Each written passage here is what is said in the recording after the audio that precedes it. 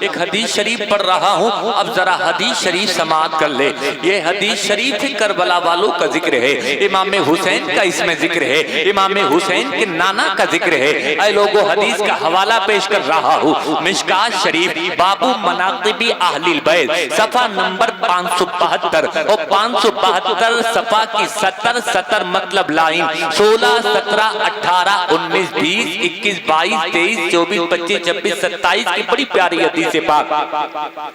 ان ام الفضل بنت الحارث انہا دخلت على رسول اللہ صلی اللہ علیہ وسلم فقالت یا رسول اللہ انی رأیت حلما منکرا لیلا قال وما هو قالت انه شدید قال وما هو قالت رأیتک ان قطعة من جسدك قطعت ووضعت في حجری فقال رسول اللہ صلی اللہ علیہ وسلم رأیت خیرا تلد فاطمة انشاءاللہ غلاما یکون فی حجری کی فولدت فاطمة الحسین فکان فی حجری کما قال رسول اللہ صلی اللہ تعالی علیہ وسلم فدخلت یوما علی رسول اللہ صلی اللہ علیہ وسلم فوضعت فی حجری ثم كانت منی التفاتة فإذا عین رسول اللہ صلی اللہ علیہ وسلم تورقان الدموع قالت یا رسول اللہ بأبی انت و امک مالک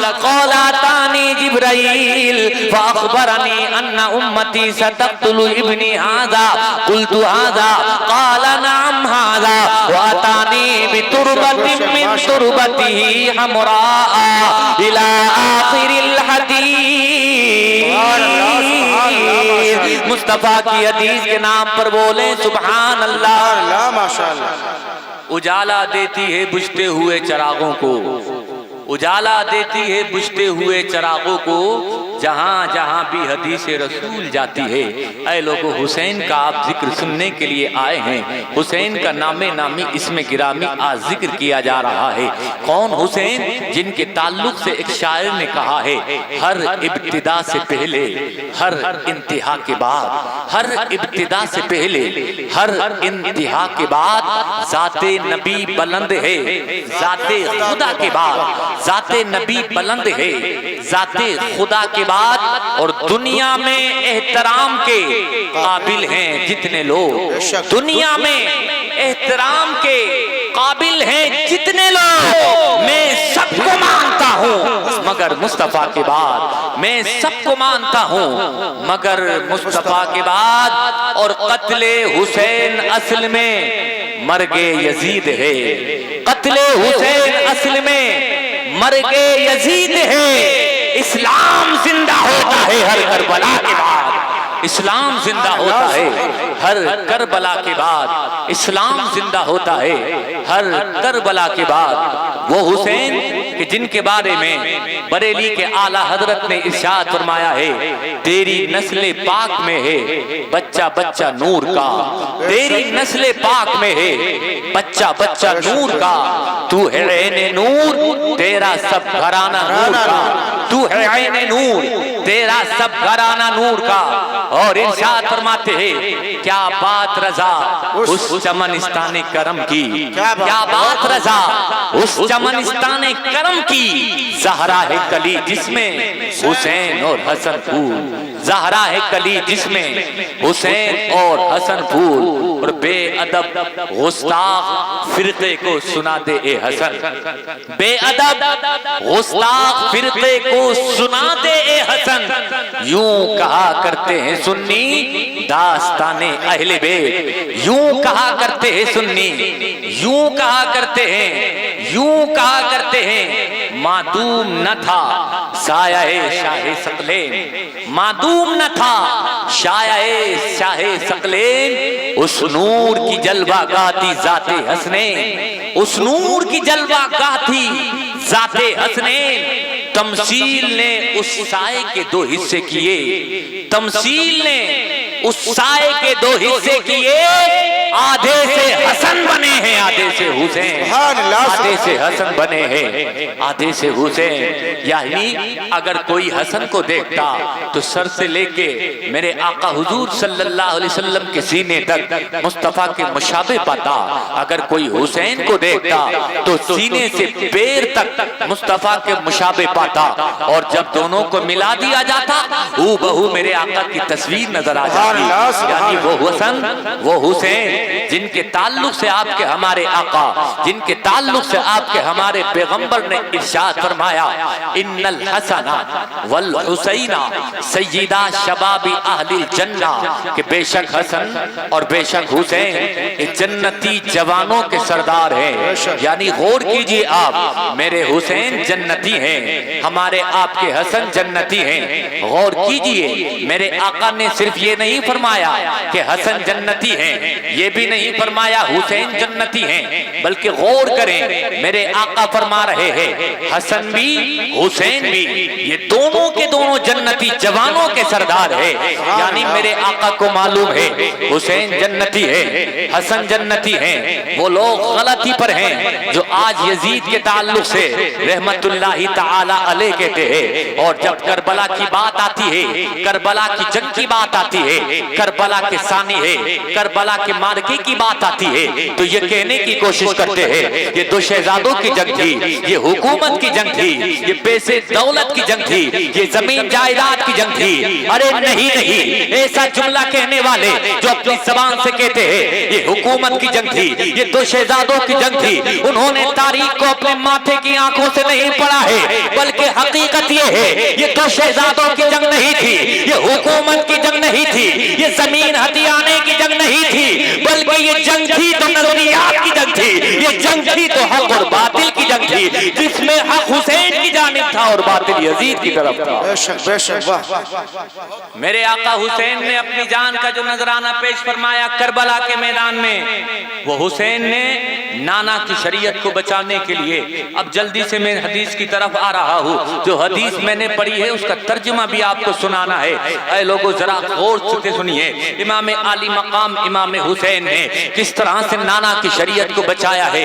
آپ کو معلوم ہے کہ جب حضرت حسین کی پیدائش ہوئی ہے، جب حضرت حسین اس دنیا میں آ کر کے آنکھیں کھولتے ہیں، بہت جلدی سے میری گفتگو کو سنیے، میں آپ کو کربلا اور مابعد کربلا اور کربلا سے نکلنے والا جو پیغام ہے وہ آپ کی سماعتوں کی دہلیز پہ رکھنا چاہتا ہوں، لیکن میں شروع سے لے کر کے چلنا چاہتا ہوں تاکہ آپ کو پیدائش اور جوانی اور حسین کی شہادت کے بارے میں بتا سکوں۔ معلوم ہے آپ کو جب امام عالی مقام امام حسین اس دنیا میں تشریف نہیں لائے تھے، اس سے پہلے ہی آپ کی پیدائش کا ذکر ہونے لگا تھا، اس سے پہلے ہی آپ کی آمد کی باتیں کی جانے لگی تھی۔ جب کوئی دنیا میں آتا ہے، دنیا میں آنے کے بعد اس کا ذکر ہوتا ہے، دنیا میں آنے کے بعد اس کے قصے پڑھے جاتے ہیں، دنیا میں آنے کے بعد اس کے بارے میں باتیں ہوتی ہے، لیکن آپ کے میرے حسین کی شان تو یہ ہے ابھی دنیا میں نہیں آئے ہیں، اس سے پہلے ہی ذکر ہو رہا ہے۔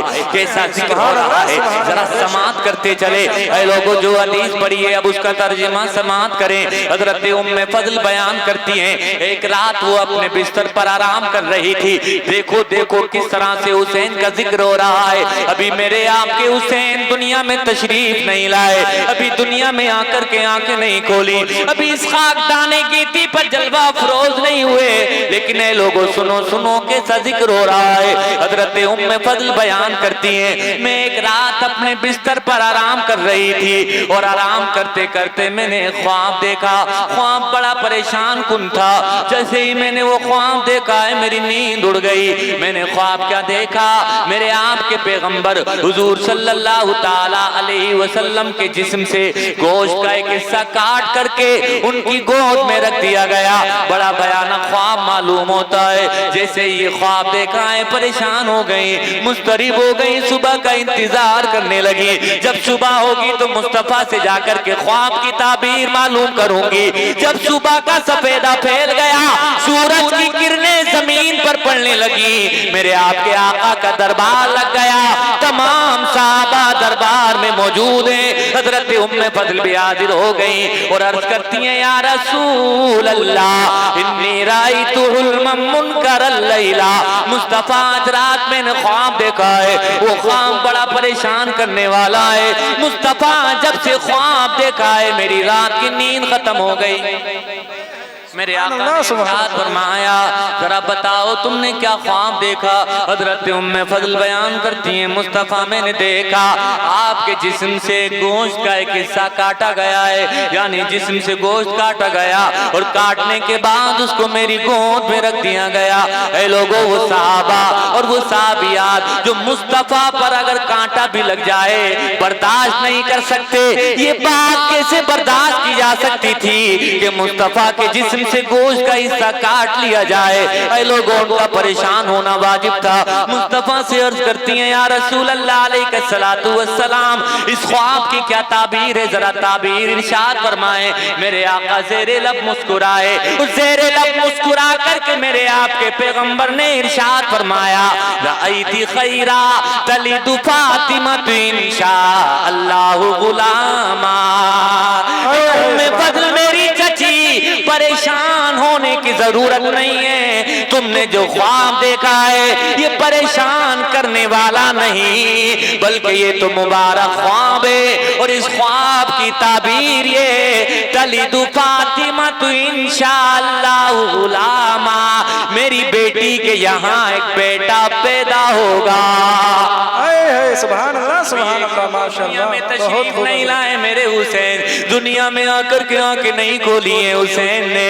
اس سے پہلے ہی ذکر ہو رہا ہے، اس سے پہلے ہی خبر دی جا رہی ہے.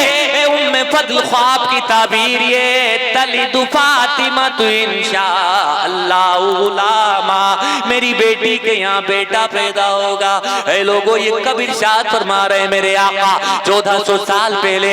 غور کر رہے ہیں کہ نہیں کر رہے ہیں؟ یعنی میرے آقا کو یہ بھی معلوم ہے کہ بیٹا ہوگا یا بیٹی ہوگی. آج اے لوگوں اگر کسی ڈاکٹر سے پوچھ لیا جائے، آج اگر کسی ڈاکٹر سے دریافت کر لیا جائے کہ ماں کے پیٹ میں بچہ ہے یا بچی، وہ ڈاکٹر اپنی ٹیکنالوجی پر فخر کرتے ہوئے کہتا ہے ہاں میں بتا سکتا ہوں ماں کے پیٹ میں کیا ہے، کیونکہ اس کو معلوم ہے کہ سونوگرافی مشین موجود ہے، اس کو معلوم ہے الٹرا ساؤنڈ مشین موجود ہے. الٹرا ساؤنڈ کے ذریعے سے پتہ لگا لیا جاتا ہے ماں کے پیٹ میں پلنے والا وہ لڑکا ہے یا لڑکی ہے. لیکن قربان جاؤ اپنے نبی کے علم غیب پر، قربان جاؤ اپنے نبی کے غیب پر کہ آج سے 1400 سال پہلے جب کوئی مشین موجود نہیں، جب کوئی آلہ موجود نہیں، ایسے وقت میں عرب کے ریگستان میں میرے آقا غیب کی خبر دے رہے ہیں اور ارشاد فرما رہے ہیں میری بیٹی کے یہاں بیٹا پیدا ہوگا.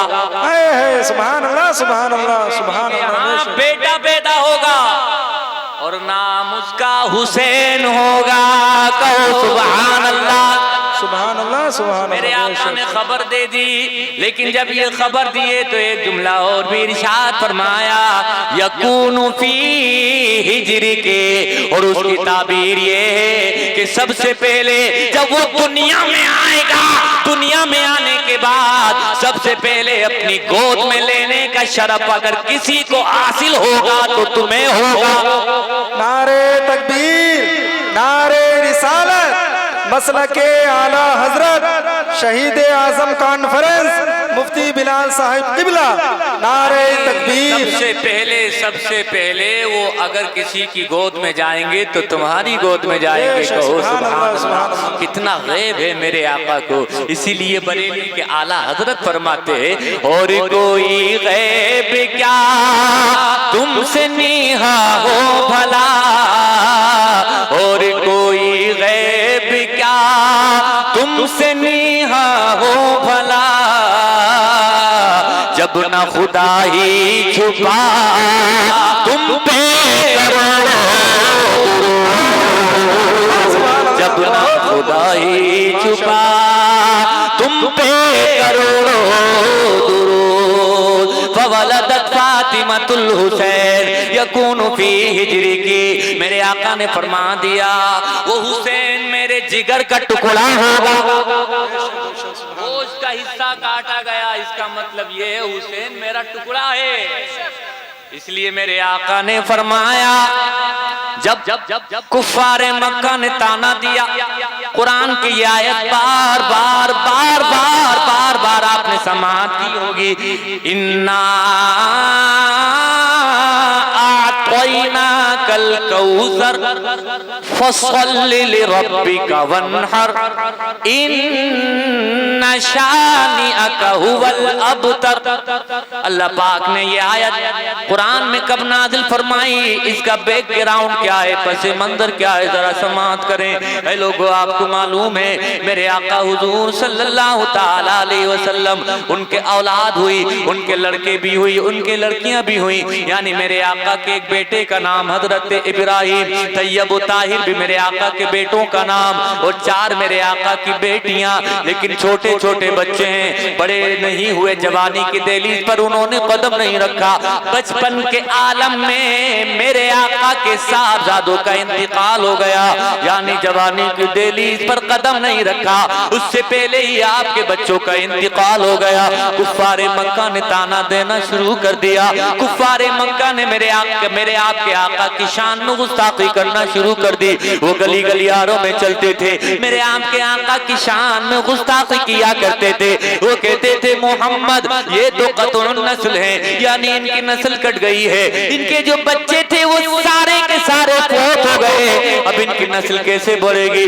دنیا کا قانون یہ ہے، دنیا کا اصول یہ ہے، دنیا کا ضابطہ اور نیم یہ ہے، اگر کسی کا لڑکا ہوتا ہے تو لڑکے کے ذریعے سے اس کی نسل آگے چلا کرتی ہے، لیکن اگر لڑکا نہیں ہوتا نسل ختم ہو جایا کرتی ہے۔ میرے آقا کو تانا دیا گیا، طیب و طاہر کا بھی انتقال ہو گیا، حضرت ابراہیم بھی دنیا چھوڑ کر کے چلے گئے۔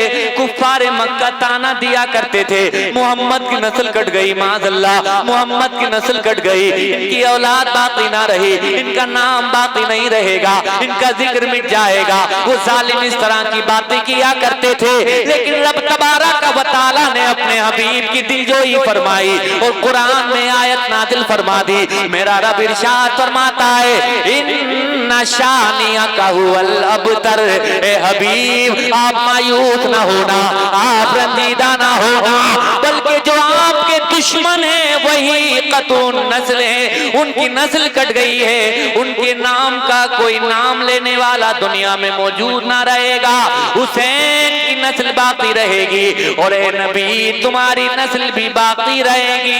سبحان اللہ، سبحان اللہ، ماشاءاللہ۔ آپ دیکھیں سبحان اللہ۔ میرے آقا کو تسلی دیتے ہوئے رب تبارک و تعالی نے قرآن میں فرمایا آپ کے دشمن ہیں ان کا نام مٹ جائے گا، آپ کے دشمن ہیں ان کا نام ختم ہو جائے گا، لیکن ان شانئک هو الابتر، دشمن ہیں وہ ختم ہو جائیں گے، ان کا نام و نشان مٹ جائے گا، اور آپ کی نسل کی بات تو یہ ہے رب تبارک و تعالی نے خصوصی کرم فرمایا، خصوصی اعزاز فرمایا اپنے حبیب پر۔ میرا رب فرماتا ہے اِنَّا أَعْطَيْنَاكَ الْكَوْثَرَ، اے حبیب ہم نے آپ کو خیر کثیر عطا فرمایا۔ کوثر کا ایک معنی مفسرین نے یہ بھی بیان فرمایا ہے کہ حبیب ہم نے آپ کو کثرت اولاد سے نوازا، اور کثرت اولاد کے مطلب یہ ہے اے حبیب دنیا والوں کی شان یہ ہے کہ ان کی نسل چلتی ہے تو اولاد لڑکوں سے چلتی ہے، لیکن اے حبیب آپ کی نسل چلے گی تو آپ کی بیٹی فاطمہ الزہرا سے چلے گی۔ سبحان اللہ، سبحان اللہ، بہت خوب، ماشاءاللہ۔ رب تبارک و تعالیٰ نے کیسا کرم فرمایا، اس لیے تو آیا ہے کتابوں میں میرے آقا ایک دن اپنے بیٹے حضرت ابراہیم اور حضرت حسین کو دونوں کو اپنے زانوں پر لے کر کے بیٹھے ہیں۔ اے لوگو، ایک زانوں پر حضرت ابراہیم ہے، ایک زانوں پر حضرت حسین ہے، دونوں سے میرے آقا پیار فرماتے ہیں۔ ایک سگا بیٹا ہے، ایک نواسا ہے، اتنے میں طائر سدرہ حضرت جبریل آ گئے اور جبریل نے آ کر کے پیغام دیا۔ رب تبارک و تعالی سلام نازل فرماتا ہے حبیب آپ پر، اور سلام کے بعد پیغام بھجوایا ہے رب نے، اور وہ پیغام یہ ہے کہ رب تبارک و تعالی ان دونوں کو آپ کے پاس رہنے نہیں دے گا۔ اے حبیب ان میں سے آپ کو ایک کا انتخاب کرنا پڑے گا، یا تو آپ ابراہیم کو رکھ لیں یا حسین کو رکھ لیں، یعنی ان میں سے کسی ایک کو رکھنا پڑے گا۔ ذرا غور سے سنیے گا، دل کی تختی پر لکھیے گا کیا کہا جا رہا ہے۔ میرے آپ کے آقا سے کہا جا رہا ہے اے حبیب اگر ان دونوں میں سے رکھنا چاہتے ہیں تو ایک کو رکھ سکتے ہیں، یہ دونوں آپ کے پاس باقی نہیں رہیں گے، یا تو حسین باقی رہیں گے یا آپ کے بیٹے ابراہیم باقی رہیں گے۔ میرے آقا غور فرماتے ہیں اگر میں نے حسین کو قربان کر دیا تو مجھے بھی دکھ ہوگا اور میری بیٹی فاطمہ کو بھی تکلیف ہوگی، میرے داماد علی شیر خدا کو بھی دکھ ہوگا، لیکن اگر میں حضرت ابراہیم کو قربان کر دوں گا تو مجھے دکھ زیادہ ہوگا، اس لیے مجھے اپنا دکھ برداشت ہے، لیکن میری بیٹی کو دکھ پہنچ جائے یہ مجھے برداشت نہیں ہے، میرے داماد علی کو دکھ پہنچ جائے یہ مجھے قابل قبول نہیں ہے۔ اے لوگوں میرے آقا حضور صلی اللہ تعالیٰ علیہ وسلم نے حضرت حسین پر ہاتھ رکھ لیا اور رب تبارک و تعالیٰ سے ارشاد فرمایا، رب تبارک و تعالیٰ کی بارگاہ میں عرض کر دی مولا میں نے حسین پر اپنے لخت جگر حضرت ابراہیم کو قربان کر دیا۔ اس واقعے کے 3 دن کے بعد حضرت ابراہیم کا انتقال ہو گیا۔ ایک نقطہ دینا چاہتا ہوں، بچپن کا عالم ہے، بچپن کا عالم ہے، بچپن کے عالم میں آپ نے اپنے بیٹے ابراہیم کو حضرت حسین کے نام پر قربان کر دیا، لیکن حسین نے کیسی لاج رکھی آپ کی اس قربانی کی۔ جب جوانی کی دہلیز پر قدم رکھا، جب کربلا کے ریگستان کربلا کے میدان میں میرے آپ کے حسین پہنچے، جو حضرت ابراہیم کی قربانی میرے آپ کے آقا نے پیش فرمائی تھی، اس قربانی کا ایسا بدلہ عطا فرمایا، ایسا بدلہ عطا فرمایا کہ کربلا کے میدان میں اپنے بیٹے کو بھی قربان کر دیا، اپنے بھانجوں کو بھی قربان کر دیا، اپنے بھتیجوں کو بھی قربان کر دیا، اور اپنی جان کا نذرانہ بھی پیش کر کے کہا مولا حق تو یہ ہے کہ حق ادا نہ ہوا۔ سبحان اللہ سبحان اللہ ماشاءاللہ۔ ایسا حق ادا کر دیا، ایسا حق ادا کر دیا کہ سارا کا سارا گھر نبی کے دین پر قربان کر دیا۔ سبحان اللہ سبحان اللہ۔ اے لوگو یہ حسین دنیا میں تشریف لے آئے، میرے آقا نے فرمایا یہ میرے لخت جگر ہے، میرا جگر کا ٹکڑا ہے، یعنی میرا ہی خون ہے۔ کون؟ حضرت امام حسین۔ اب جلدی سے سنیے، امام حسین کی پیدائش ہو گئی اور جیسا جیسا میرے آقا نے فرمایا تھا کہ سب سے پہلے تمہاری گود میں جانے کا شرف حاصل ہوگا، حضرت حسین حضرت ام فضل کی گود میں چلے گئے۔ اے لوگو حسین بڑی شان و شوکت کے ساتھ، بڑی عزتوں کے ساتھ، بڑی شان و شوکت کے ساتھ پروان چڑھ رہے ہیں، ان کی پرورش کی جا رہی ہے، سارے لوگ پیار کرتے ہیں۔ حضرت حسین سے ماں بھی پیار کر رہی ہیں، باپ بھی پیار کر رہے ہیں، تمام صحابہ پیار کر رہے ہیں، میرے آپ کے آقا پیار کر رہے ہیں۔ کتابوں میں آیا ہے، حضرت ام فضل بیان کرتی ہیں فَدَخَلْتُ يَوْمًا عَلَى رَسُولِ اللَّهِ صلی اللہ علیہ وسلم فَوَدَعْتُهُ فِي حِجْرِهِ ثُمَّ كَانَتْ مِنِّي الْتِفَاتَةٌ۔ بچپن کا عالم ہے، حسین کو میں نے اپنی گود میں اٹھایا، گود میں اٹھا کر کے اپنے نبی کے پاس میں چلی گئی، مصطفیٰ کی بارگاہ میں پیش کر دیا۔ مصطفیٰ جب بھی حسین کو دیکھا کرتے تھے، ان کی پیشانی کو چوما کرتے تھے، ان کے ہونٹوں کا بوسہ لیا کرتے تھے، جیسے ہی حسین کو دیکھا کرتے تھے میرے آقا کے چہرے پر مسکراہٹ کھیل جایا کرتی تھی، میرے آقا اپنے سینے سے لگا لیا کرتے تھے، بڑا پیار فرماتے تھے میرے آقا حسین سے۔ حسین کو دے دیا حضرت ام فضل نے میرے آقا کی گود میں۔ اے لوگو حضرت ام فضل کسی کام میں مشغول ہو گئی، تھوڑی دیر کے بعد جب آ کر کے دیکھا تو کیا دیکھا؟ حسین مصطفیٰ کے بازوؤں پر ہے، حسین مصطفیٰ کے پہلو میں، اور میرے آقا کی آنکھیں ڈب ڈب بہ رہی ہیں، میرے آقا زارو قطار ہو رہے ہیں، میرے آقا کی پلکیں بھیگی ہوئی ہیں، میرے آقا کی زارو قطار آنکھوں سے آنسو نکل رہے ہیں۔ حضرت ام فضل پریشان ہو گئی، دست بست عرض کرتی ہیں بی ابی انت و उम्मिक। मुस्तफा को जब रोते हुए देखा, हजरत उम्मे फजल भी रोते रोते अर्ज करती हैं, या रसूल अल्लाह मैं आप पर कुर्बान हो जाऊं, और सिर्फ मैं ही नहीं, मैं अपने माँ बाप पर मैं अपने माँ बाप पर कुर्बान कर दूं।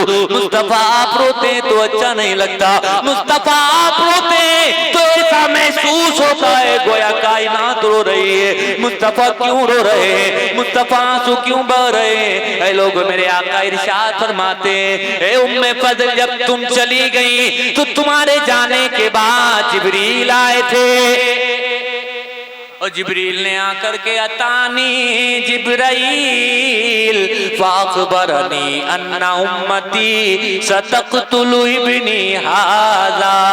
जिब्रील आए और जिब्रील ने आकर के मुझे खबर दी, और वो खबर ये, मुस्तफ़ा जिस हुसैन से आप प्यार कर रहे हैं, जिस हुसैन की आप पेशानी का बोसा देते हैं, जिस हुसैन के आप लबों को चूमते हैं, यही आपका लख्त जिगर हुसैन, यही आपके नाज़ों का पाला हुसैन। इसी हुसैन को आप ही की उम्मत के लोग, आप ही का कलमा पढ़ने वाले, आपका नाम लेने वाले, आपसे मोहब्बत का दावा करने वाले, आपके इस लख्त जिगर हुसैन को करबला के मैदान में 3 दिन का भूखा प्यासा रखने के बाद शहीद कर देंगे। आपके इस लाडले को शहीद कर दिया जाएगा। और सुनो सुनो, हजरत जिब्रील कहते हैं, या रसूल अल्लाह, उस शहादत की निशानी है, मैं मिट्टी लेकर के हाजिर हुआ हूँ। वो मिट्टी जो करबला की मिट्टी है, मेरे आका को ला करके पेश कर दी। किसने? हजरत जिब्रील ने। और कहा, या रसूल अल्लाह अलैहिस्सलातु वस्सलाम, ये वहां की मिट्टी है कि जहां आपका लख्त जिगर नूरे नजर हुसैन शहीद होगा। और उसकी पहचान ये है कि जब ये लख्त जिगर, ये नूरे नजर शहीद हो जाएगा तो इस मिट्टी का रंग बदल जाएगा, ये मिट्टी सुर्ख बन जाएगी, खून की मानिंद हो जाएगी। मेरे आका के हाथ में वो मिट्टी है। हजरत उम्मे फजल को मेरे आका ने वो मिट्टी दी और फरमाया, उम्मे फजली सलामती से रखना, हिफाजत से रखना, सेव करके रखना, इसलिए ये मेरे हुसैन की शहादत की अलामत, शहादत की पहचान है, इसको सलामती के साथ रखना। हजरत उम्मे फजल ने सलामती के साथ रख लिया।